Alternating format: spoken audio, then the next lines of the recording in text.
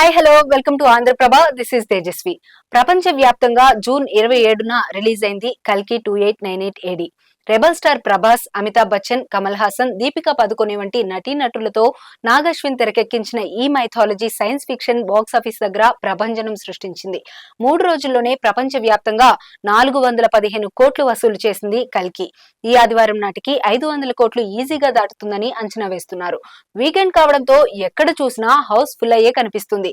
ఈ చిత్రంలో దిశా పటాని, శోభన, అన్నా బెన్, రాజేంద్ర ప్రసాద్, బ్రహ్మానందం, పశుపతి వంటి నటీనటులు కీలక పాత్రలో కనిపించారు.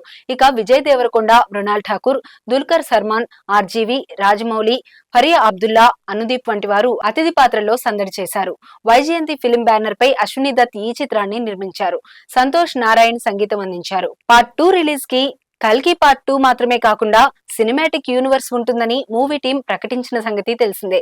పైగా పార్ట్ 1 ను అద్భుతమైన రీతిలో ఎండ్ చేయడంతో పార్ట్ 2 గురించి ఆసక్తిగా ఎదురు చూస్తున్నారు ఆడియన్స్.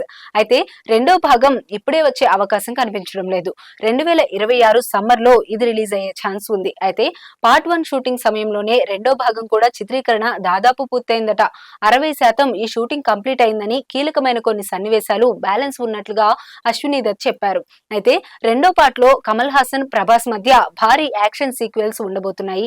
దీనికోసమే పార్ట్ 1 లో తక్కువ స్క్రీన్ టైం ఉన్నప్పటికీ కమల్ ఒప్పుకున్నారట. పార్ట్ 2 లో మాత్రం కమల్ నట విశ్వరూపం చూస్తారని ఆయన ఫ్యాన్స్ అంటున్నారు. ఇక ఈ సినిమాపై ఆడియన్స్ తో పాటు సెలబ్రిటీలు కూడా ప్రశంసలు కురిపిస్తున్నారు. ఇప్పటికే చిరంజీవి, రజనీకాంత్, నాగార్జున, రాజమౌళి, రష్మిక, విజయ్ దేవరకొండ సహా పలువురు స్టార్లు ఈ చిత్రంపై తమ రివ్యూ ఇచ్చారు. ఇక ఇండియాలోనే కాకుండా ఓవర్సీస్ లో కూడా ఈ చిత్రం భారీ వసూలు సాధిస్తోంది.